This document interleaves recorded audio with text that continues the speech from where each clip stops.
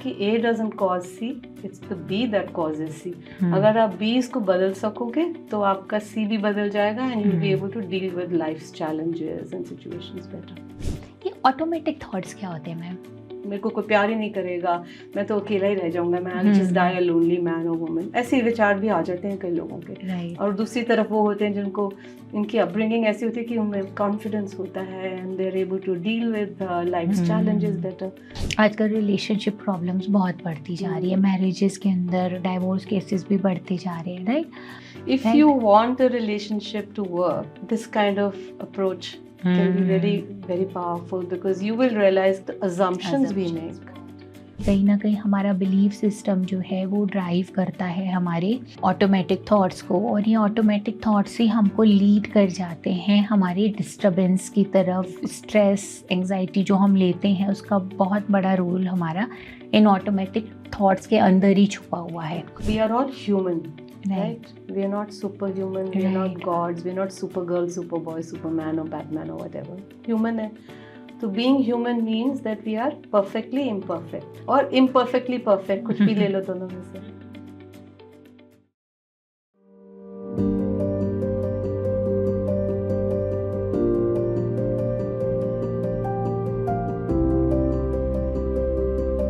Hello friends, CBT psychology की बहुत ही core therapy मानी जाती है. सीबीटी का यूज़ करते हुए बहुत सारे क्लाइंट्स को उनकी इमोशनल मेंटल वेलबींग को क्रिएट कर सकते हैं हम लोग थ्रू चेंजिंग देयर कॉग्निशंस. उनके पैटर्न्स, सोचने समझने के तरीकों को बदल करके वो कैसे अपने मेंटल वेलबींग, मेंटल वेलनेस को ला सकते हैं. आज की हमारी गेस्ट है रेणु सचदेवा मैम. रेणु सचदेवा मैम जो है एक साइकोथेरेपिस्ट हैं जो पिछले 10 सालों से ज़्यादा काम कर रही हैं. वो फाउंडर हैं प्रिज्म काउंसलिंग की. इसके साथ साथ जो हैं वो डेमेंशिया इंडियन काउंसलिंग की भी फाउंडर मेंबर हैं. सो फ्रेंड्स, आज के पॉडकास्ट में अंत तक बने रहिएगा क्योंकि बहुत सारे टेक अवेज हो सकते हैं आपके लिए. बहुत कुछ बात करी है हमने काउंसलिंग के बारे में, सीबीटी के बारे में, इमोशनल मेंटल वेलबींग के बारे में. आई होप ये पॉडकास्ट आपके लिए बहुत ही हेल्पफुल रहेगा. हेलो फ्रेंड्स, आज की हमारी गेस्ट हैं रेणु मैम. रेणु मैम के साथ आज हम सीबीटी को समझने जा रहे हैं. सीबीटी साइकोलॉजी की एक कोर थेरेपी है, राइट मैम? साइकोलॉजी के अंदर हम ह्यूमन बिहेवियर को, थॉट पैटर्न्स, फीलिंग्स, इनको स्टडी करते हैं, है ना? बिल्कुल. और जब हम इनको स्टडी करते हैं तो हमें नज़र आता है कि कहीं ना कहीं हमारा थिंकिंग पैटर्न बहुत ज़्यादा इम्पैक्ट करता है हमारी फीलिंग्स को और हमारे बिहेवियर्स को. Absolutely. और सीबीटी इसके कोर में ही काम करता है. सीबीटी हमें इसी के बारे में बताता है. ये एक थेरेपी है जो वर्ल्ड वाइड बहुत ज़्यादा यूज़ की जाती है और बहुत ही हेल्पफुल है मेंटल हेल्थ के ऊपर काम करने के लिए. बहुत सारे लोग जो मेंटल हेल्थ के चैलेंजेस से फेस कर रहे होते हैं, आई थिंक डिप्रेशन, एंजाइटी, सब में ही ये थेरेपी जो है यूज़फुल होती है. सो मैम, सबसे पहले आप हमारे व्यूअर्स को बताइए what exactly CBT is.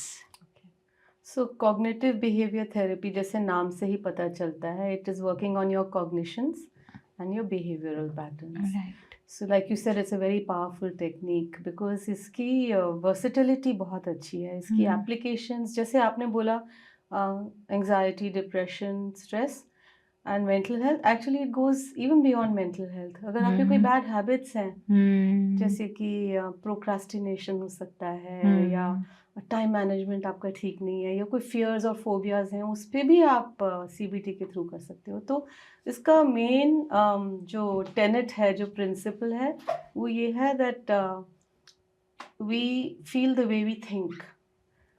So we feel a certain way because of our thinking patterns, and if we are able to change the way we think, then our responses to different situations will be different. So right now, if we are reacting in certain situations which we are finding distressful, challenging, then it's not because the situation itself is distressful or challenging. It's because the meaning we are attaching to that, the way we are looking at it, and what our mind is the automatic thoughts that are coming in our mind while in that situation, that is what is causing us to feel distress, whether it is anger, guilt, sadness, anxiety, stress, whatever, even mild depression. I will not say CBT is good for anything beyond mild depression. Okay. Till once it goes beyond that, there are other ways in which we can help clients better.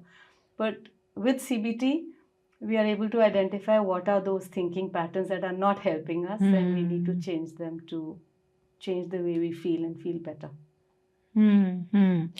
सो जैसा आपने बताया ma'am कि feelings are very important और हमारा जिस तरीके से हम सोचते हैं उसी तरीके से हम फील करते हैं एंड जिस तरीके से शायद हम फील करते हैं कहीं ना कहीं वो हमारे फिर बिहेवियर्स को ड्राइव करता है, राइट?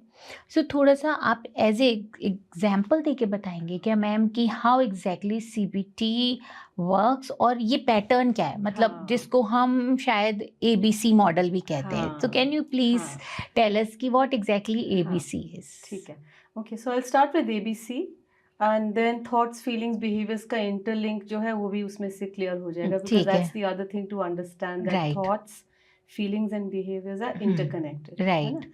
तो ABC में जैसे कि हम एक एग्जाम्पल, ABC मॉडल बताने से पहले मैं एक एग्जाम्पल लेती हूँ, ठीक है, बेटर ना? Let's say there is this person called Riya, ठीक है, and she is just graduating out of a very big whatever business school or law school or something, and she's supposed to be amongst the top 4 or 5 students, and everybody expects her to get the one of the best jobs, right? So campus पे job interview के लिए one of the most coveted and big multinational comes.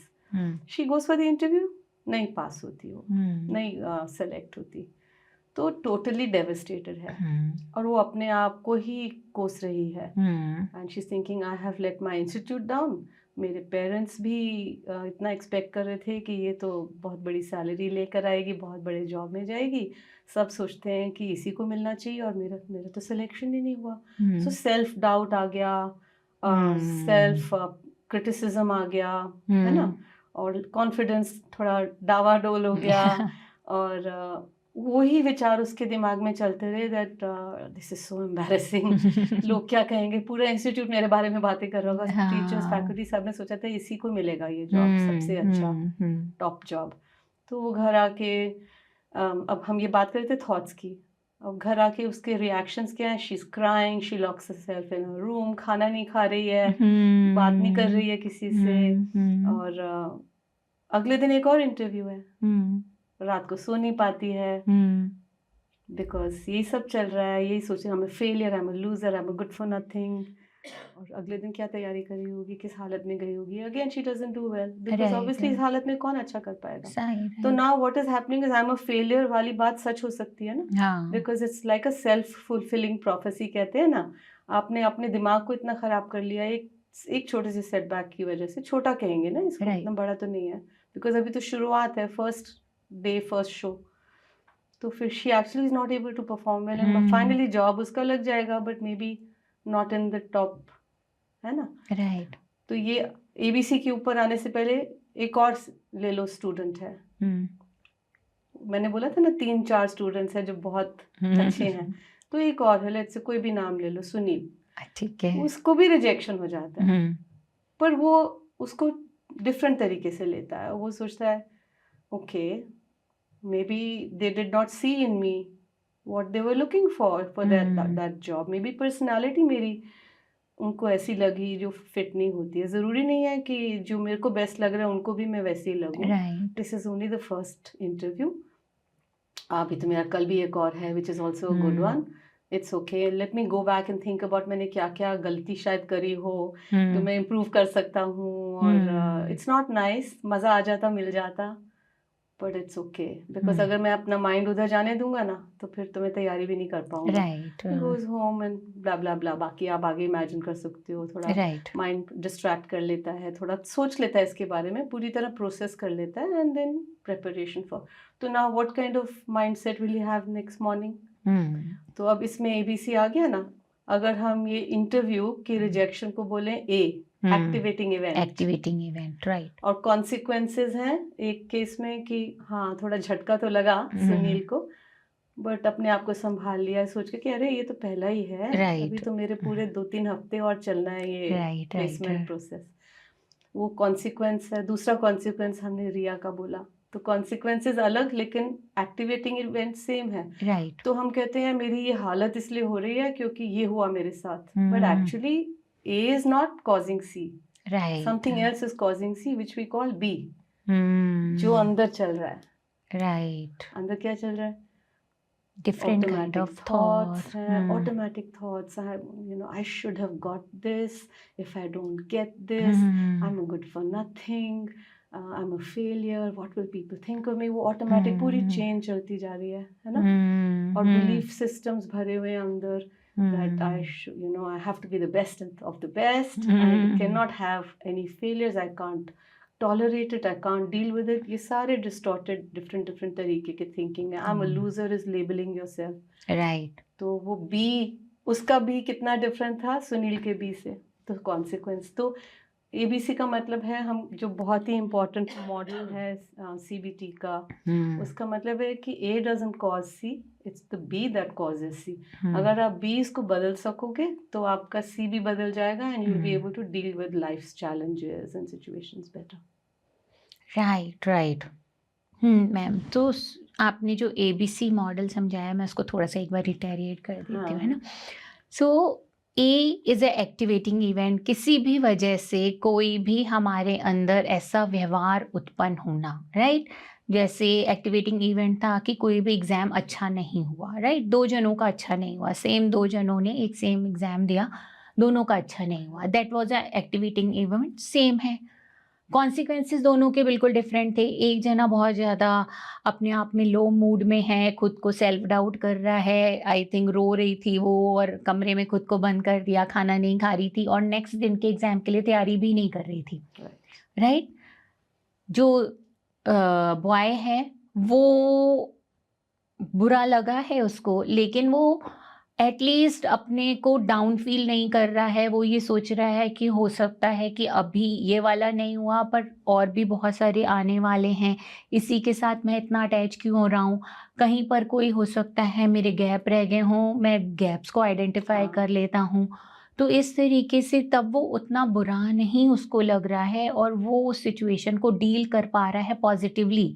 Next दिन भी वो energy से भरा हुआ है, नेक्स्ट दिन के लिए अपने आप को रेडी कर रहा है कि मैं और नेक्स्ट वाला अच्छे से दूं, राइट। तो दोनों अलग तरीके से बिहेव कर रहे हैं क्योंकि दोनों उस सिचुएशन को अलग तरीके से देख रहे हैं, दोनों उस सिचुएशन को अलग तरीके से इंटरप्रिटेशन दे रहे हैं।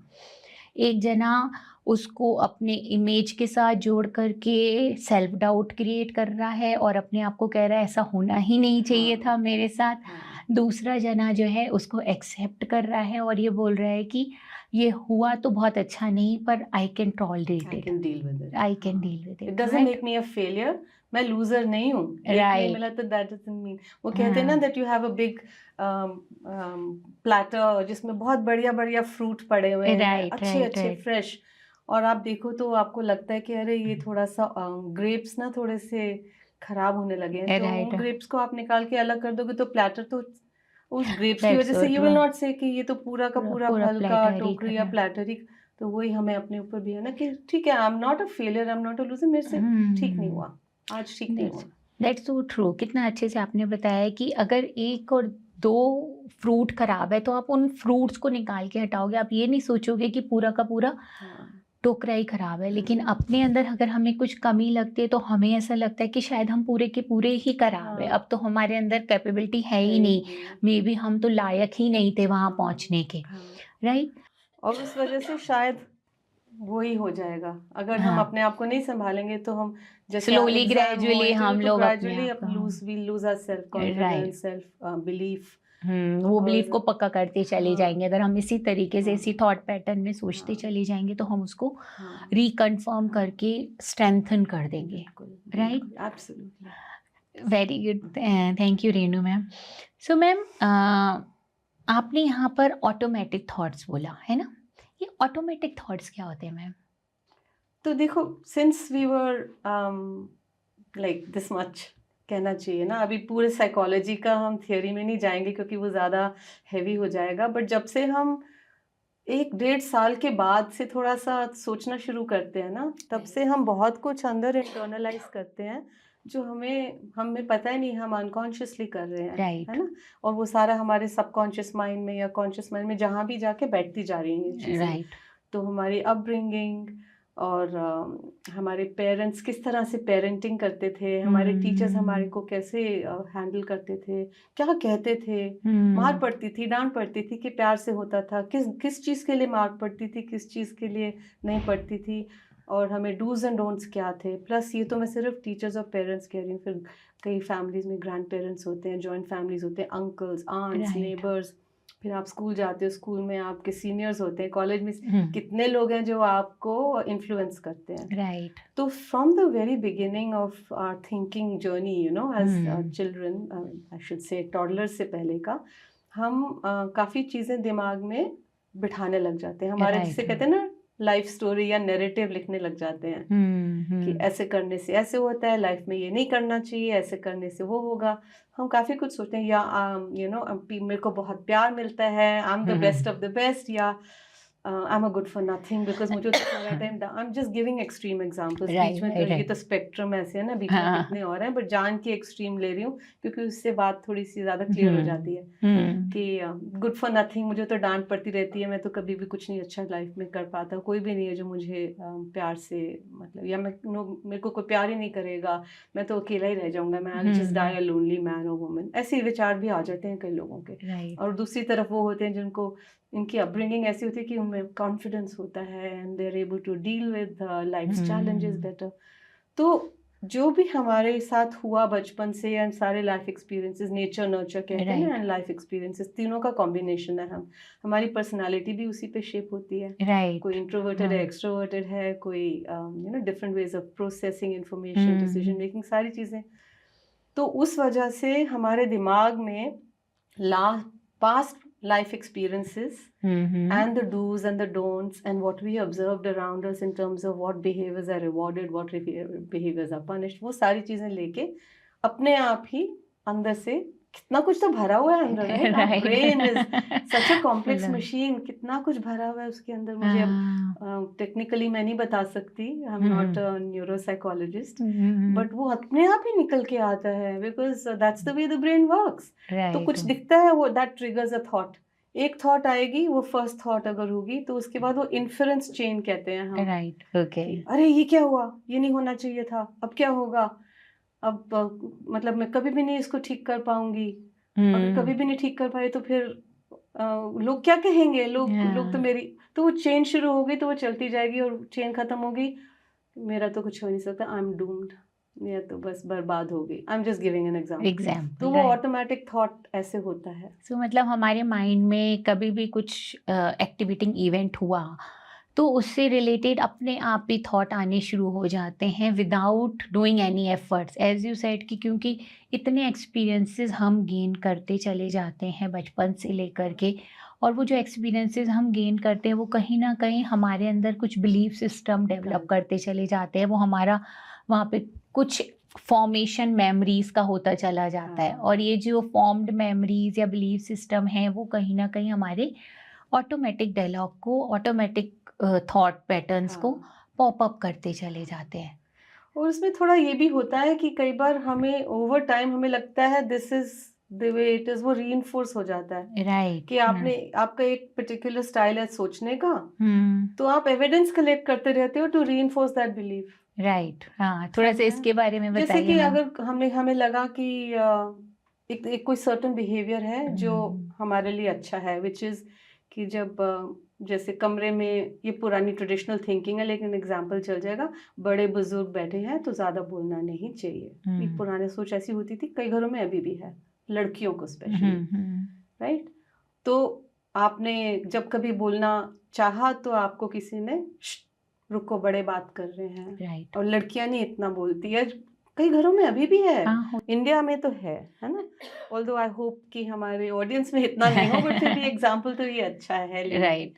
तो अब आपका रीइंफोर्स होगा ना, अगर आपने कभी बोलना चाहा कि नहीं मम्मी, नहीं पापा, और व्हाटएवर और even in the office environment, even in the office environment कई बार थोड़ा सा men are in position of power and girls की, अगर वो भी बदल रहा है, but if the girls are not in a position of power, then again they feel a little constrained and restrained कि सब बात करें, 10-12 आदमी हैं, 2-3 गर्ल्स हैं, you will find that in many situations the women will not be so open, क्योंकि वही belief है बचपन से आ गया। तो देखो कितना अनहेल्पफुल हो गया। घर में तो, जहाँ घर तक तो ठीक था कि बड़े बात करें, बट अगर आप वही कैरी करके आगे चले जाओ, और रीइंफोर्समेंट घर में होती कि जब भी मैंने बोलने की कोशिश करी मेरे को तो काट ही दिया गया, भाई मेरे भाई को तो सुन लिया, या फिर जो भी, तो वो आपने आगे ले गए ना, अपने जॉब में भी ले गए, then into your marriage may be, your future relationships. So मतलब कोई भी बिहेवियर जो आपने किया, उसके लिए आपको किस तरीके से फीडबैक मिला, रिस्पॉन्स किस तरीके से मिला, तो आपके माइंड ने ये सोच लिया या डिसाइड किया कि ये बिहेवियर करने से मुझे ऐसा रिस्पॉन्स मिलता है, या तो मुझे ये रिस्पॉन्स चाहिए या नहीं चाहिए। मतलब अगर मैंने 4 लोगों के सामने बैठ कर के बात करी और मुझे रोक दिया गया, टोक दिया गया, मुझे बुरा लगा, तो अभी तो शायद मुझे 4 लोगों के सामने बात करनी ही नहीं चाहिए, और ये मैंने डिसाइड कर लिया। और ये अगर कुछ बार रीइंफोर्स हो गया ये बिहेवियर, तो ये हमारे अंदर बिलीफ सिस्टम मिल जाता है कि हमें तो लोगों के सामने ज़्यादा बात करनी ही नहीं चाहिए। बिल्कुल, बट हम इसको राइट कैसे बदलें, आई गेस वो भी राइट इम्पोर्टेंट चीज़ है। राइट राइट इसमें फिर सीबीटी जैसी राइट थेरेपी तब हम बहुत काम आती है, हम्म क्योंकि आपको अगर रियलाइजेशन हो जाएगा कि ये ही तो आप एक बिलीफ लेके घूम रहे हो इतने सालों से, हाँ then it can be worked on. Right ma'am. So CBT के अंदर हम लोग मैम कॉग्निशन एरर्स की बात करते हैं, राइट? कि हमारे फॉल्टी थिंकिंग पैटर्न्स होते हैं। इनके बारे में आप बताएंगे मैम कि किस तरीके के होते हैं, कैसे फॉर्म होते हैं फॉल्टी थिंकिंग पैटर्न? तो कैसे फॉर्म होते हैं का तो थोड़ा बहुत मैंने ऑलरेडी एड्रेस Right. किया, और जो मैंने कुछ एग्जांपल्स दिए थे उसमें ये ऑलरेडी मैंने इनको मेंशन किया। मैं अब लेकिन और क्लियरली बोलती हूँ। तो बहुत सारे अलग अलग फ्रेमवर्क्स होते हैं इसको देखने के लिए। जो फ्रेमवर्क मैं यूज़ करती हूँ उसमें से मैं बताती हूँ कि 4 होते हैं, ठीक है। बहुत इम्पॉर्टेंट। कॉग्निटिव डिस्टॉर्शंस बोल दो या इरेशनल थिंकिंग पैटर्न्स बोल दो, है ना? तो सबसे जो बेस है ना, जिसको जैसे कहते हैं ना फाउंडेशन, बट इस केस में तो ये अच्छी फाउंडेशन नहीं है, उसको हम कहते हैं डिमांडिंगनेस। अब डिमांडिंग का मतलब क्या होता है? जबरदस्ती किसी चीज का पूरा करने के लिए आप डिमांड करते हैं। तो डिमांडिंग जैसे should, I should do this, he must do this, I ought to do this, I should not do that, you shouldn't do it, they shouldn't do it, ये डिमांडिंग में आता है। और फॉर्मेशन मैंने जैसे पहले बताया, डूज एंड डोंट्स थे ना बचपन में, don't do this, don't do that, be quiet, बच्चे नहीं बोलते, जो भी है, शोर नहीं मचाओ, ये नहीं करना, वो नहीं करना। That's how it starts, but obviously it continues into adulthood. Or it can also happen that you're in a relationship where you're being told this, don't wear this, don't do that, speak softly. And when we go out, I want you to. Husbands can say that, and wives can say to their husbands too. It's not like it's only men who do this. Women also can be, talking to their partners and saying, don't wear those kind of clothes. You look, so making the person overly conscious about the way they are talking or dressed up. So they start as early as childhood, but they can continue into workplace and adulthood also. So these are the demandingness which we put on ourselves and others and the world at large. Okay. तो ये demanding में 3 type के demanding हो गए ना, कि अब मैंने क्या करना है, अपने आप से डिमांड करना, राइट। और दूसरों को भी ऐसे भी, रूडली कोई बात करेगा, गुस्सा आ जाएगा। और अगर आप कहीं पे जा रहे हो और आप देखते हो केओटिक है, गंदा है, it's not the kind of environment you like, then that is like demanding on the world कि ऐसे नहीं होना चाहिए, तो demandingness in everything then causes distress. तो ये तो आपकी फाउंडेशन होगी। अब इससे 3 और निकल के आते हैं कि because you are so demanding on yourself and on others, your family, your friends and the world, it can be that you have tolerance नहीं है आप में to tolerate rude behavior, जैसे मैंने बोला, गंदगी जैसे मैंने बोला, भीड़, long queues, कितनी चीज़ें हो सकती हैं, खाना नहीं अच्छा बना, टॉलरेट नहीं कर सकते। I ordered some food in a restaurant and it took 10 minutes to come, and मैंने सोचा था 5 मिनट में आ जाएगा, वो नहीं टॉलरेट हो रहा मेरे से। The waiter brings the food और आपने गुस्सा कर दिया और खाना फिर उसी मूड में खा रहे हो at the table, everybody sitting with you, सबका मूड खराब हो गया। This kind of right everyday situations. तो वो, उसको हम कहते हैं लो फ्रस्ट्रेशन टॉलरेंस। राइट लो फ्रस्ट्रेशन, तो फ्रस्ट्रेशन आपकी टॉलरेंस। फ्रस्ट्रेशन लेवल का थ्रेशोल्ड इतना कम है कि छोटी छोटी हाँ, चीज़ों पे छोटी आप छोटी चीजें फ्रस्ट्रेट हो। आपको बुरी लगने लगती हैं, हाँ छोटी छोटी चीजें आपको हाँ ट्रिगर कर देती हाँ, हैं। अब आपने जाना है कहीं पे, वहाँ पे क्यू में खड़ा होना पड़ गया, आपसे 2 लोग से ज़्यादा आपके सामने होंगे ना, बस आपसे टॉलरेट नहीं होने वाला ये। Right You just want to be the first one or the second one. You can't stand in a queue with 20 people ahead thinking, oh my God, how long will I stand here? I can't tolerate it.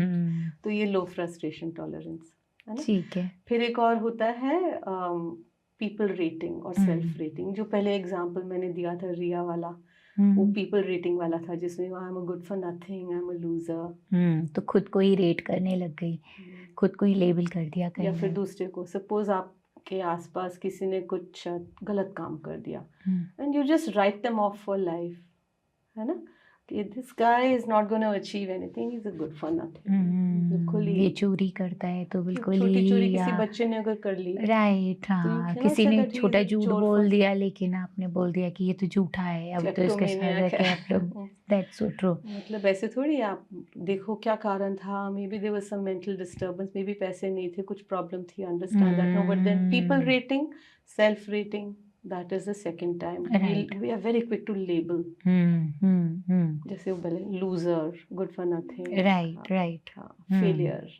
एक exam में fail हो गए तो failure थोड़ी बन गए, जैसे वो फ्रूट बोल की बात कर रहे हैं। Right right right. तो ये सेकंड डिमांडिंगनेस में से निकल के आता है, because of the demandingness this is another offshoot. And the third one is catastrophising, जिसको कहते हैं कैटास्ट्रोफी। हर चीज में आप ना वो आगे प्रिडिक्ट करोगे, फोरकास्ट करोगे कि ये तो बुरा ही होना है। जैसे कि रिया वाले में उसने सोचा मेरे को तो कोई जॉब अच्छा लग ही नहीं सकता। एक इंटरव्यू में ना क्लियर करने की वजह से या कोई एक एग्जाम ठीक नहीं हुआ तो मैं तो आगे कुछ तो अब तो शायद मेरा कोई स्कोप ही नहीं है, कुछ भी शायद नहीं मैं मेरा। कर ही नहीं पाऊंगी इस तरीके से, तो उसको फ्यूचर उसने कैटास्ट्रॉफी में देख लिया। हाँ, आपने इतना इमेजिन कर लिया कि तो बुरा ही होना है अब तो, इस वजह से exaggerated predictions हैं about the future, right. that is catastrophizing। So ma'am, ये जो कॉग्निशन एरर्स हमारे अंदर आ जाती हैं, वो ही कहीं ना कहीं हमारे को डिस्टर्ब कर देती हैं, हमारे इमोशंस को एकदम से आई थिंक इरेगुलेट बना देती हैं, राइट? और जिसकी वजह से हम जो बिहेवियर उस समय करना चाहिए सोच समझ के उस सिचुएशन में वैसा ना करके हम अपने इमोशंस में बह करके इरेशनल बिहेवियर्स करने लग जाते हैं। irrational belief, absolutely irrational beliefs से irrational behaviors आएंगे, dysfunctionality आएगी। Right right right. और ये इरेशनल बिहेवियर ही हमारा कहीं ना कहीं रीज़न होता है फिर, जो हमारे स्ट्रेस, जिसको हम बोलते हैं स्ट्रेस, हम स्ट्रेस की वजह से हमारा काम खराब हो रहे हैं, या फिर हमारे एंजाइटी हो जाना, या हमारे अंदर जैसा आपने बोला कि लो डिप्रेशन या इस तरीके की चीज़ें आ जाना। तो अगर हमें मेंटल हेल्थ का कोई भी चैलेंज हम फेस कर रहे हैं तो उसके बीनीथ कहीं ना कहीं कुछ कॉग्निशन एरर्स होंगे, right? Absolutely, this is the principle and that is the reality। Absolutely। तो अगर हमें काम करना है मैम, तो थ्रू CBT कैसे आप हेल्प करते हैं अपने क्लाइंट्स को who are dealing with procrastination और एंजाइटी और स्ट्रेस रिलेटेड इश्यूज? क्या आप उनको किस तरीके से इस फ्रेमवर्क के अंदर सपोर्ट करते हैं? हाँ, वेरी गुड क्वेश्चन, क्योंकि थियोरी का क्या, अगर आगे प्रैक्टिस, आगे नेक्स्ट क्या आता है ना, राइट। तो जैसे मैंने बताया ABC और मैंने बताया we feel the way we think. तो राइट फर्स्ट तो स्टेप होता है उनको यही समझाना, because most of us don't even know right कि हमारी ऑटोमेटिक थॉट्स क्या कर रही हैं, कि हमारे बिलीफ सिस्टम्स अंदर बैठे हुए हैं, हमें तो कॉन्शियसनेस ही नहीं है ना उसकी। Right. That is the whole premise कि वो अंदर हमारे माइंड में बचपन से आए थे और फिर धीरे धीरे डेवलप होते गए, रीइंफोर्स होते गए, और वो इतने हार्डन्ड हो गए हैं कि हम बिना सोचे समझे ऐसे रिएक्ट कर देते हैं सिचुएशंस में, है ना। तो पहला स्टेप तो यही होगा कि जो कोई प्रॉब्लम लेकर आएगा तो आप उनके साथ बैठ के पहले तो समझोगे क्या है, and then you start seeing okay there is some irrationality here Right. maybe, but obviously you don't start with that. You don't start. पहले आप उनको समझाओगे कि ये कॉन्सेप्ट है, we feel the way we think, and जैसे examples हमने लिए ना, उनको एग्जांपल दे सकते हैं या उन्हीं का एग्जांपल लेके बोल सकते हैं कि आप क्या सोचते हो इस सिचुएशन में हर इंसान ऐसे करेगा? बोलेंगे नहीं, मेरे साथ ही हो रहा है, पता नहीं क्यों।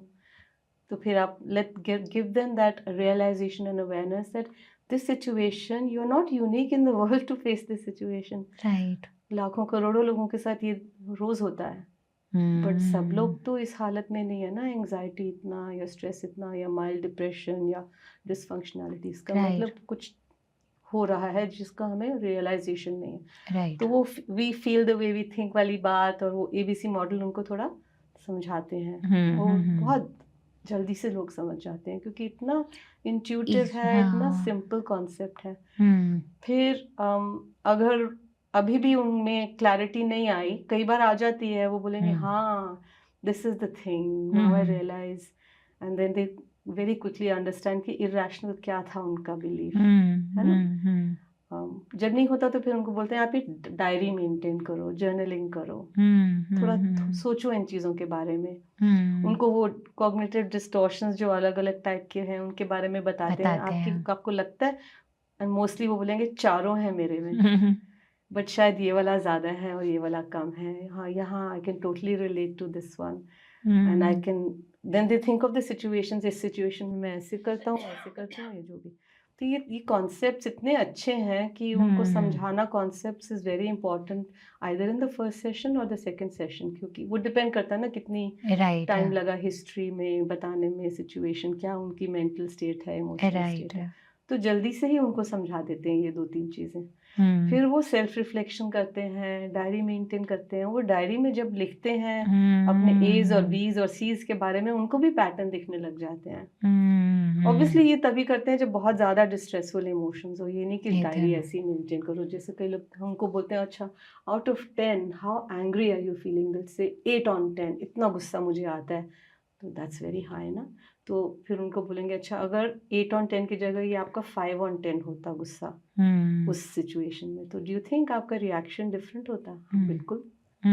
तो फिर okay, then we have something to work on, and let's now look at कि गुस्सा क्यों आ रहा है।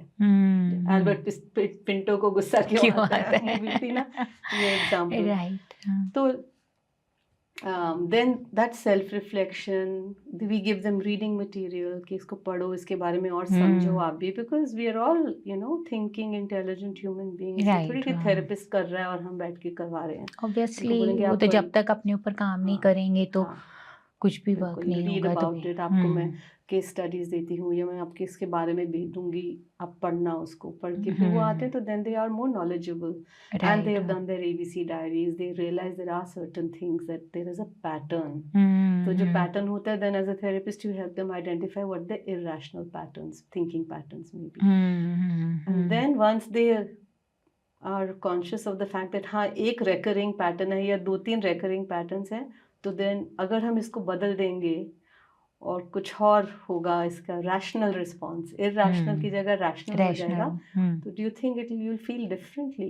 And the answer is usually yes, I would like to try that because I'm sure my emotion will not be a 10 on 10 or 9 on 10, whether it's self pity, anger, guilt, जो भी हो, that can come down. And then once you have the rational belief, then there are ways in which you help them reinforce that rational belief, ताकि वो again वो फिर दिमाग में that becomes your natural way of thinking rather than going down that same old path of irrational thinking. right. Ma'am कई सारी जैसे हमारे ऑडियंस में ना स्टूडेंट भी हैं, तो CBT और REBT ये 2 हमारी जो है मेन कॉग्निशन फोकस्ड थेरेपीज हैं, तो थोड़ा सा इनके बीच में डिफरेंस बताएंगे क्या? क्योंकि इरेशनल रैशनल बिलीफ बहुत ज़्यादा REBT का पार्ट होता है और CBT का पार्ट कुछ I think belief system Cognitive and then distortions, cognitive हाँ, डिस्टॉर्शंस हाँ, होते हैं. सो आई जस्ट हाँ, want you to clarify them what exactly how they both are different and ठीक, how they are similar also, हाँ, क्योंकि similarities भी बहुत हैं, हाँ, डिफरेंसेस भी कई जगहों पर हाँ. हैं. एंड आपको क्या लगता है which one is more powerful है? Okay. So very, very similar. Both are goal oriented. Both are focusing on our dysfunctional thinking right. patterns, and both based on the premise कि thinking, emotions और behaviors are interlinked. आप एक right. बदलोगे तो दूसरा बदलेगा, and then that change can come. तो यहाँ तक तो दोनों सेम है, गोल ओरिएंटेड है. ब्रीफ 4-5 सेशंस में भी आप कई बार चेंजेस ले आते हो, है ना, and you are working collaboratively with your client. तो राइट. ये सारी सिमिलैरिटीज हैं. कॉग्निशंस पे है, कॉग्निटिव डिस्टॉर्शंस हैं, एंड ब्रीफ भी होती है, and the kinds of things you can help clients with are also very similar. Right. But REBT में मेरे माय ओपिनियन, ठीक है. इज दैट आरईबीटी थोड़ा सा और डीपर लेवल पे चला जाता है, rational emotive behaviour therapy, right. Right. तो उसमें क्या है कि जो बिलीव्स अंदर हमारे डीप सीटेड बिलीव्स हैं, जिनको चेंज करना से हम actually not only will we be able to solve this problem जिसको क्लाइंट लेकर आया है, बट एक्चुअली उसकी वजह से बहुत सारी और आपकी, क्योंकि वो डीप सीटेड है ना, राइट. राइट. बिलीफ सिस्टम्स हैं, वैल्यूज हैं. Maybe the value systems that you were brought up with are not helping you. Right. Maybe they helped you as a child, maybe they don't help you today. तो वो it goes into that aspect. And थोड़ा सा उसमें ना acceptance वाली philosophy भी आ जाती है. ओके. Cognitive behavioral therapy में you're helping the client change unhelpful cognitive patterns of behavior, thinking, emotions to helpful ones.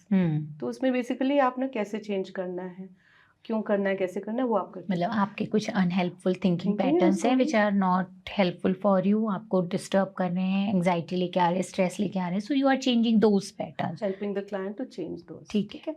इसमें क्या है कि आप थोड़ा सा और डीप लेवल पे भी जा सकते हो, और कई बार मैं दोनों करती हूँ, सीबीटी आरबीटी. कई बार जरूरत भी नहीं पड़ती इतना डीप जाने की, बट बहुत बार पड़ती है. बहुत बार पड़ती है. खाली ऊपर के लेवल पे नहीं करना, क्योंकि वो ज़्यादा इंड्योरिंग चेंज होता है. इंड्योरिंग मतलब ज़्यादा देर तक वो चेंज रहेगा अगर आप डीपर लेवल पे चले जाओगे. राइट. और डीप लेवल ये नहीं कि आप कोई हिप्नोथेरेपी कर रहे हो या कोई बहुत डीप लेवल साइको एनालिसिस कर रहे हो. डीप लेवल सिर्फ ये कि उनके बिलीफ सिस्टम्स को अनकवर करना है जो उनको हेल्प नहीं कर रहे. तो यहाँ आरईबीटी आ जाता है. एक्सेप्टेंस, जैसे मैंने बोला कि जैसे सेरेनिटी प्रेयर होती है एक, I don't know if everybody knows it, but serenity prayer हम कई बार आरईबीटी अपने क्लाइंट्स के साथ ना बोलते हैं कि उसमें क्या है कि मेरे को ये समझ हो कि मैं क्या बदल सकता हूँ, क्या नहीं बदल. Do I have control over this situation और do I not have control. If I have control over this situation, let me find out how I can change it. जैसे कि कोई आपको अब्यूजिव रिलेशनशिप में हो, मैं कुछ कर सकता हूँ या कर सकती हूँ, I want to do it then. Then the other is I don't have control over this situation. दो ही options होती है ना, है या नहीं है. I don't have control. Like maybe there is somebody around you that is always behaving in a certain way and it really annoys you. But situation ऐसी है, relationship ऐसा है कि आप कुछ नहीं कर सकते और करना भी नहीं चाहिए, क्योंकि उसकी वजह से और कोई प्रॉब्लम्स आ सकती हैं. राइट. तो यहाँ कंट्रोल नहीं है, यहाँ कंट्रोल है. तो जहाँ कंट्रोल नहीं है, देन एक्सेप्टेंस आ गया ना. राइट. जहाँ कंट्रोल ही नहीं है तो वहाँ तो फिर हमको एक्सेप्टेंस. पता ही तो चल एक्सेप्टेंस में क्या आएगा, लो फ्रस्ट्रेशन टॉलरेंस को बदलो. राइट. डिमांड, जो कॉन्सेप्ट्स थे, डिमांडिंगनेस है, don't demand this person to be different. Right. Reduce your और इंक्रीज योर फ्रस्ट्रेशन टॉलरेंस की अगर वो जो भी बिहेवियर उसका पसंद नहीं आता, when you are in that situation, acceptance है कि I can't do anything about this. So when I meet this person, मेरे को अंदर वो नहीं चाहिए टर्मोइल. आई नो उसने यही करना है, I am going to go there prepared कि आज तो यही होना है, but I am not going to let it mess up my mind. तो वो राइट. एंड पीपल रेटिंग भी इसमें आ जाती है कि आप उसको बुरा भला, उस you don't know what's going on in his life. क्या पता क्या कहाँ से वो बंदा आ रहा है, क्या पता उसकी लाइफ में. तो आप लेबल भी मत करो कि बेकार है, गुड फॉर नथिंग है, इरिटेटिंग है, यू नो व्हाट, इररिस्पॉन्सिबल है, वो भी आ गया. एंड कैटास्ट्रोफाइजिंग भी नहीं, क्योंकि कैटास्ट्रोफाइजिंग में क्या होगा, कि इसके साथ मैं जितना मिलूंगी ना इस बंदे के साथ, तो मेरा ही दिमाग खराब हो जाना, और व्हाटएवर, या फिर मैं कुछ कर दूंगा या कर दूँ, we start thinking like that at times when we are really, तो वो सारी चीजें आ गई। तो वो REBT में ये खूबी है कि एक्सेप्टेंस वाली बात भी हम डाल देते हैं, learn to एक्सेप्टेंस का accept it। सिचुएशन को। बट ये नहीं कि हाँ जी मैंने एक्सेप्ट कर लिया, working on it with this logic की am I able to do something? No. Then it's better for me to accept it as long as it's not causing me harm or anyone harm. वो तो फिर अलग ही बात हो जाएगी ना, if there is some serious harm that person can. मतलब अगर कोई बहुत ज़्यादा बुली नहीं कर रहा है या आपको हार्म नहीं पहुंचा रहा है physically, then you can think about it कि मैं इसको एक्सेप्टेंस पे लेके जाऊं। क्योंकि मैम जैसे आजकल रिलेशनशिप प्रॉब्लम्स बहुत बढ़ती जा रही है, मैरिजेस के अंदर डाइवोर्स केसेस भी बढ़ते जा रहे हैं, राइट? तो कहीं ना कहीं अगर CBT REBT जैसी चीज़ें लोगों को सिखाई जाए, उनको बताई जाएं कि आप जो है जो आप दिख रहे हो या आपके जो ऑटोमेटिक थॉट्स हैं या जो बिहेवियरल पैटर्न है सिर्फ आपके या सामने वाले के, दोनों के, वो सरफेस लेवल पे ही नहीं है, बहुत कुछ डीपर लेवल पे चल रहा है। कहीं वो कहीं से उसकी एक जर्नी रही है, उसके एक्सपीरियंसेस रहे हैं, उसका बिलीफ सिस्टम है, आप एक अलग तरीके से सोच रहे हो क्योंकि आपका एक अलग जर्नी रही है, आपने अलग एक्सपीरियंसेस गेन किए हैं, राइट? तो कहीं ना कहीं जब वो अपने बिलीफ सिस्टम को समझने लगते हैं कि और कहाँ पे मेरा बिलीफ सिस्टम अनहेल्पफुल हो रहा है, कहाँ पे इररेशनैलिटी की तरफ जा रहा है और मेरे खुद की ग्रोथ में और मेरे रिलेशनशिप में मुझे नुकसान पहुंचा रहा है, तो शायद उसके ऊपर काम करने के लिए एक बार आप तैयार हो जाते हो कि नहीं, दिस इज समथिंग जहाँ पर काम करने की बहुत ज़रूरत है। If you want a relationship to work, है ना, आप चाहते हो कि whether it's a marital relationship or any other relationship, friendship, parents के साथ, बच्चों के साथ, अगर आप वाकई चाहते हो कि I really wanted to work, this is very important for me, तो फिर this kind of approach can be very very powerful because you will realize कि मैं क्या क्या assumptions भी तो है ना, automatic thoughts में मैं कहना भूल गई थी, one of the problem in automatic thinking is assumptions बहुत होते हैं। जैसे रिया वाला था, assumption है ना कि I am not good enough, may be like Sunil thought कि एक्चुअली हो सकता है कि फिट नहीं हुआ, हो सकता है कि इनको डिफरेंट पर्सनालिटी या प्रोफाइल चाहिए था, मे बी उनकी जॉब रिक्वायरमेंट ऐसी, इसका assumption था कि they didn't like me, I'm not good enough। तो वो assumptions रिलेशनशिप में भी तो होते हैं ना, राइट? तो मतलब कहीं ना कहीं हम रियलिटी चेक नहीं लेते हैं चीज़ों को, और हम जो है अजम्पशन बना लेते हैं कि यही होगा, हमारे हिसाब से यही चीज़ें हैं, मतलब मैं अच्छा कर ही नहीं पाती हूँ शायद और हमने ये नहीं देखा कि इससे पहले मैंने कितनी जगह अच्छा किया है, तभी तो मेरे पेरेंट्स के एक्सपेक्टेशंस बने हैं, तभी तो मेरे टीचर्स के एक्सपेक्टेशंस बने। पर वो मूवमेंट शायद इतना ज़्यादा ओवर पावरिंग हो जाता है कि हमें लगता है कि नहीं, अगर यहाँ नहीं किया तो इसका मतलब हम इसके लायक ही नहीं हैं, मेरे अंदर कुछ है ही नहीं ऐसी बात कि मैं इसको कर पाऊँ। और वापस अगर हम रिलेशनशिप पे आए तो रिलेशनशिप में भी ये assumptions आ जाते हैं कि किसी ने कुछ किया और 2-3 बार कर दिया, तो आप ये अज्यूम कर सकते हो कोई भी रिलेशनशिप हो that this person doesn't care for me anymore, I don't get any respect, मैंने कितनी बार बोला है बदलने को, वो अपने आप को बदल नहीं सकते, तो दिस रिलेशनशिप इज डूम्ड, ये तो आगे जाए, ये सारे आगे ना डिस्टॉर्टेड, राइट। बट आपने कोशिश करी समझने की कि क्या चल रहा है उस बंदे की लाइफ में, हो सकता है जॉब में कोई प्रॉब्लम हो सकता है कोई फाइनेंशियल प्रॉब्लम हो जिसने उसने शेयर नहीं किया, और लाइक यू वर सेइंग कि शायद उसका बचपन से एक हैबिट बन गई है to respond in a certain way कि अगर थोड़ी बहुत लड़ाई हुई तो वो एक्सप्लोड कर जाता है, या अगर लड़ाई हुई, कई लोग होते हैं जो शट डाउन हो जाते हैं, अवॉइड करना शुरू कर देते हैं। Suppose I want to have an argument with you क्योंकि मेरे को कोई बात बुरी लगी है और मैं बोलती जा रही हूँ ये वो, और तुम बस चुपचाप, तो imagine the person who is speaking and wants to have a discussion, let's not call it an argument, उसको गुस्सा चढ़ेगा कि ये बंदा जवाब ही नहीं दे रहा है। सही बात है। And this is might be a very important relationship, my boyfriend, my husband, my son, my mother, whatever. So true. And the other person कि बचपन से उस बंदे को जब कोई ज़्यादा अग्रेसिव हो जाता है, वो डर के मारे वो क्या शट पता डाउन हो जाता है, उसको हो सकता है कि सर पेरेंट्स की तरफ से इस कुछ तरीके भी हो का सकता है। फीडबैक कुछ हो या कहीं से उसने सीख लिया हो। स्कूल में बुलिंग हाँ। हुई हो, कुछ भी हो, या कहीं कुछ देखा हो उसने जिससे उसको लगा ये चुप रहना ही ठीक है, ये तो राइट पड़ेगी या राइट जो भी। So now without understanding, so इसमें ये भी आ जाता है ना, trying to work together both right. तो इसके लिए पर्सन्स। दूसरों को भी समझना, अपने आप को समझना, अजम्पशंस पे नहीं जाना, हाँ, रियलिटी चेक को लेते हाँ, रहना, एविडेंस कलेक्ट करते हाँ, रहना।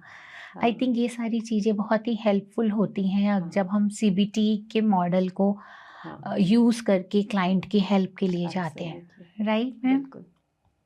सो मैम जैसे एबीसी का log banana, it's a important tool of CBT, right? हाँ, या जर्नलिंग है, ये सारी चीज़ें, थॉट को लिखना, थॉट डायरी मेंटेन करना, ये सब कुछ बहुत हेल्पफुल होता है हाँ, हमारे थिंकिंग पैटर्न को ब्रेक करने में, जो हाँ, थिंकिंग पैटर्न हमारे लिए अनहेल्पफुल है, हाँ, राइट? हाँ। और क्या टूल्स एंड टेक्निक हो सकती हैं मैम जो हमको हेल्प करेंगी इस प्रोसेस में? हुँ। तो यहाँ मैं एक चीज़ कहना चाहूँगी, इस this is my opinion again, कि यहाँ आरईबीटी थोड़ा-सा फिर सीबीटी से ज़्यादा प्रेफ़र मैं करती हूँ, क्योंकि इसमें ज़्यादा टूल्स मिल जाते हैं। ओके। तो जैसे बड़े 3 ब्रॉड कैटेगरीज़ में अगर हम डाल दें, तो कुछ कॉग्निटिव टूल्स होते हैं जो सीबीटी में भी होंगे। ठीक है। फिर कुछ एजुकेटिव टूल्स होते हैं और कुछ बिहेवियरल टूल्स होते हैं। हुँ, टूल्स हुँ। बोल रही हूँ बड़ा ब्रॉडली, टूल नहीं, टेक्निक भी हो सकता है, ठीक है। एक्सरसाइज, टास्क, कुछ भी हो। तो बिहेवियरल में तो जैसे कि कोई बोले कि स्टूडेंट्स की बात कर रहे थे ना, तो मैं स्टूडेंट का वाला एग्जांपल लेती हूँ कि सेल्फ कॉन्शियस है कोई बहुत ज़्यादा, ठीक है। और 1 या 2 लोगों के साथ बात करने में ठीक है, बट जैसे ही 10-12 लोग ऑडियंस में हों या ग्रुप में हों, स्टैमरिंग हो जाएगी, हुँ, मुँह लाल हो रहा है, पसीना आ रहा है, तो बंदा फिर बात ही नहीं करेगा, कि अगर हुँ। मैंने मुँह खोला, I am not going to be able to say what I want to say. तो राइट, रहने दो, बाद में जब 1-2 लोग होंगे मैं कर लूँगा। तो अब but this person wants to work on this self consciousness, social anxiety मान लो, कुछ भी बोल दो। तो राइट। वो आता है थेरेपिस्ट के पास। तो बिहेवियरल में फिर उसको हम एक्सपेरिमेंट्स देते हैं, छोटे-छोटे बेबी अच्छा, ओके। स्टेप्स, जिसे कहते अच्छा, हैं ना okay. Micro habits, right. Atomic habits, वो वैसे ही हो गया ना। हुँ, तो अच्छा ठीक है, आप बदलना चाहते हो ना, और आपको मालूम है ये, और वो हमने वो काम कर लिया कि बिलीफ सिस्टम वो सारे क्या हैं, वो पीछे हो गए। अब एक्शन पे आना है ना। राइट। तो टूल क्या होगा कि अच्छा, जब अगली बार हम मिलेंगे ना 1 हफ्ते बाद, मैं आपको ये काम देती हूँ कि आपने 5 सिचुएशंस में कुछ बोलना है, हुँ। जहाँ पे 2 लोग से ज़्यादा लोग हैं कमरे में। अच्छा, ओके। तो वो आपकी मर्ज़ी, 3 है, 4 है, 5 है, हुँ। बट ऑनेस्टली करना है। अगर आपने you want to come out of it, तो करना पड़ेगा। अब ज़रूरी नहीं है कि आप ऐसी सिचुएशन लो जिसमें हाई थ्रेट हो। राइट, हाँ। सेंसिटाइज़ेशन कहते हैं ना, धीरे-धीरे। लो थ्रेट वाला ले लो, जैसे आप घर में ही बैठे हो, 6 लोग बैठे हुँ, हैं घर में, आपके हुँ, परिवार वाले। वहाँ भी अगर आप वहाँ पे बोल दो, ज़्यादा से ज़्यादा क्या होगा, थोड़ा-सा ज़बान लड़खड़ा गई, थोड़ा-सा मुँह लाल हो गया, थोड़ी शर्म आ गई, हुँ। But you have to come out of it. तो वो बिहेवियरल में, जैसे ये एग्ज़ाम्पल, है अच्छा, ना? ओके। फिर कॉग्निटिव में हो सकता है कि आप को पता चल गया कि आपका इर्रेशनल क्या बिलीफ है। अब हुँ। उसको आपने कैसे कैंसल करके एलिमिनेट करना है। तो उसके लिए हमारे बहुत अच्छे टेक्निक होते हैं, जैसे अच्छा, एक ज़िगज़ैग फॉर्म है। अच्छा, ऐसे ओके। ही एग्ज़ाम्पल दे रही हूँ, ऐसे बहुत और हैं, कि आप लिखो क्या है मेरा इर्रेशनल बिलीफ, हुँ। फिर उसको चैलेंज करके रैशनल बिलीफ, फिर उसको चैलेंज करो अपने इर्रेशनल माइंड से, अच्छा। फिर रैशनल माइंड से, ऐसे बार-बार चैलेंज करो, ताकि क्लैरिटी आ जाए कि एक्चुअली ये तो बहुत ही इर्रेशनल है, और इसको मैं ईज़िली ओवरकम। और जितनी बार आप वो चैलेंज करोगे ना, हुँ। Yes but, no but, yes but, no but, तो वो स्ट्रेंथन हो जाता है बिलीफ। हुँ, तो हुँ, ऐसे हुँ। जर्नलिंग तो हमने बोला ही था। हुँ, हुँ। सेल्फ रिफ्लेक्शन टास्क्स होते हैं। अच्छा। जस्ट थिंक अबाउट इट, कि ये क्यों है, कैसे है, और हुँ, किस-किस सिचुएशन में। तो सेल्फ रिफ्लेक्शन में you are working on yourself, हुँ। किस-किस सिचुएशन में होता है, कहाँ ज़्यादा डिस्ट्रेस्ड होता है, कहाँ कम होता है, what is the difference between these two, why is it कि मुझे यहाँ ज़्यादा हो रहा है। तो अपने आप अपने ऊपर भी हम काम कर रहे हैं। ये नहीं कि हमने बोला I have social anxiety, please hmm, help me. फिर हुँ, ऑल्सो थिंकिंग किस सिचुएशन में ज़्यादा है, कहाँ कम है, क्यों है, हुँ, मेरे माइंड हुँ। में क्या चल रहा था। तो ऐसे बहुत सारे कॉग्निटिव टूल्स हो गए। फिर थर्ड होता है जिसमें हम विजुअलाइज़ेशन भी कर सकते हैं, अच्छा, कि ओके। आपका फ्यूचर सिनेरियो है कि एक ऑडियंस में 100 लोग हैं, और आप खड़े होके प्रेजेंटेशन बहुत बड़ी कर रहे हो। हम्म आप तो सोच भी नहीं सकते थे, क्योंकि 2 लोग से ज़्यादा हो तो आप कुछ कर ही नहीं सकते। Now visualize yourself standing in front of everybody, speaking with confidence, you know, and delivering a very good presentation and getting applause. So then you're tapping into, in a way, here we bring in the power of the mind, na? You're tapping Right. into that, your self belief strengthens. हम्म तो वो visualisation में, या फिर कई कई और situation visualisation जहाँ काम आती है एज अ टूल इज, आपके पास 2 सिनारियोज हैं, आपको समझ नहीं आ रहा ये करूँ कि ये, तो ये जैसे कई लोग आते हैं कि I am not able to take decisions, I am very poor at decision making, please help me take big decisions in life. तो देन उसमें कई बार विजुअलाइजेशन हो सकता है दैट फ्यूचर सिनारियो, इसमें आप सोचो क्या होगा अगर आपने ये लिया, अच्छा और इसमें क्या होगा, how are you feeling about it, what is happening, what are the pros and cons. So getting them to work at a logical level, pros and cons, but also taking it beyond that and to visualize that future. Visualize And how are you feeling in that, and you can actually do it, क्योंकि हम बैठे बैठे आधा time तो दिमाग में ही हम रहते हैं ना, हाँ सही बात नहाते हुए, है। खाते टाइम, मेडिटेशन में, ड्रीम स्टेट में, डे ड्रीमिंग में, we are Right. actually somewhere else ना। Right. and these things can actually help. So हम्म और एजुकेटिव है ना, reading up about different things that can help, like procrastination है, somebody says मेरे से कोई काम टाइम पे नहीं होता, then reading about procrastination to understand different type के होते हैं, आपका कौन सा वाला है इसमें से, और अंडरस्टैंडिंग कि उसके अलग अलग कारण होते हैं। I'm just giving, और टाइम मैनेजमेंट कि there are 10 tips for time management, जरूरी नहीं है आप सेशन में 10 टिप्स दो, आप हैंड आउट दे सकते हो कि आप ये आराम से पढ़ लेना और देखना इसमें से आप कौन से कर सकते हो, फिर अगली बार हम डिस्कस करेंगे। तो एजुकेटिव भी होते हैं। Watching some video maybe which is explaining a process that is really helpful for you. अच्छा तो okay even the meditation, somebody right says मुझे I don't know how to calm my mind, मुझे नींद ही नहीं आती है, तो sleep hygiene पे आपने उनको कुछ एजुकेशन दे दी, साइको एजुकेशन और education, right and then you can even say here's some relaxing music, listen to this before you go to bed. तो ये इस तरह की चीजें भी हम काफी CBT ये भी RBT में ज़्यादा करते हैं। ये भी हेल्प करती हैं, हाँ, मतलब और थोड़ा सा हमारा साथ में सपोर्टिव थेरेपी की तरह ये भी सब supportive भी हेल्प आ करते हैं ना। जाती है। And then it comes something for them to try, and then अगली बार आप मिलोगे तो then they'll give feedback, then maybe they'll say that didn't work for me, okay then why didn't it work, okay let's try something else, along with all the other things we are working on, which is the thought patterns and beliefs. So means it's a comprehensive therapy, जिसमें हम जो है सिर्फ इसके ही thought और ये pattern में ही नहीं, और भी बहुत सारी टूल्स एंड टेक्निक्स को मिला करके हम इसको एक एक्लेक्टिक अप्रोच की तरह थेरेपी में यूज़ करते हैं, राइट। माइंडफुलनेस भी आ जाता है, माइंडफुलनेस ब्रीदिंग भी आ जाता है, because we know how powerful that is, right. हाँ वी कांट से कि वो अलग है, राइट, दैट्स सो ट्रू। अगर आप किसी को हेल्प कर रहे हो अपने इमोशंस को कंट्रोल करने की, इन द सिचुएशन, आप ऑफिस में हो, किसी ने कुछ बोला और आपको, तो take a few deep breaths, right, थोड़ा सा ग्राउंडिंग कर रहे हो, grounding technique, different ways of doing it, then come back, don't react, respond करो सोच के, एंड रिमेंबर कि आपकी कौन सी डिस्टॉर्शंस हैं जिनको आप you are working on them. Right ma'am.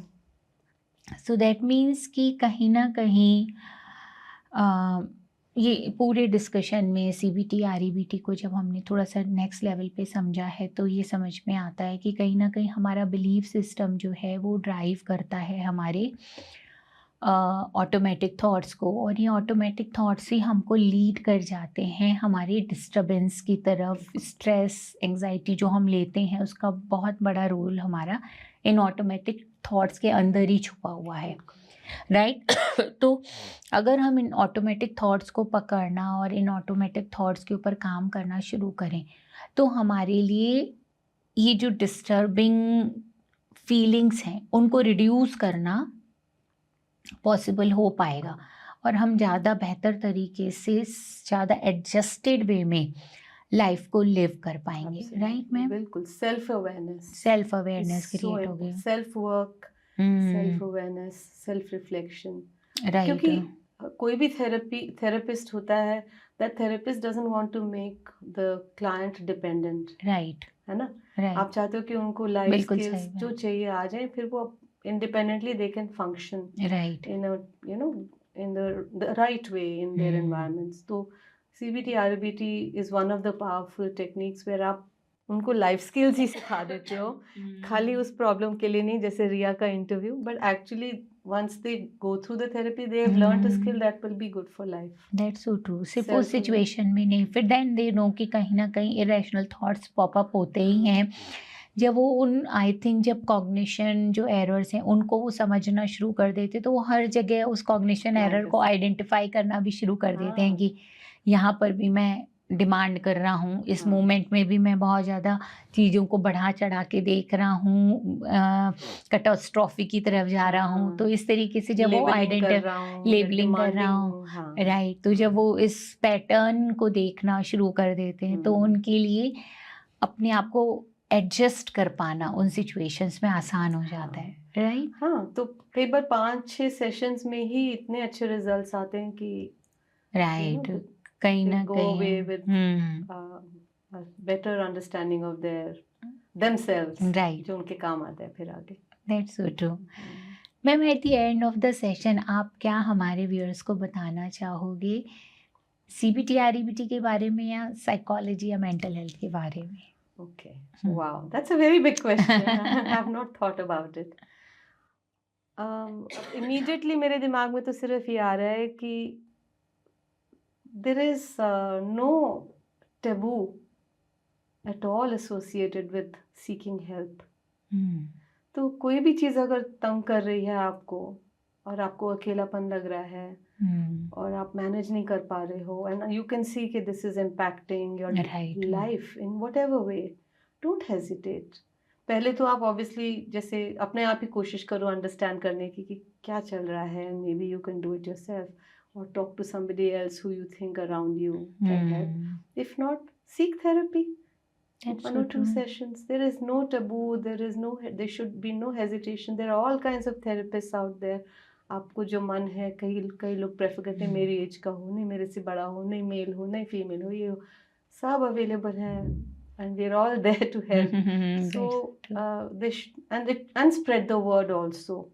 कई लोग थेरेपी के लिए जाते हैं लेकिन बताते नहीं हैं.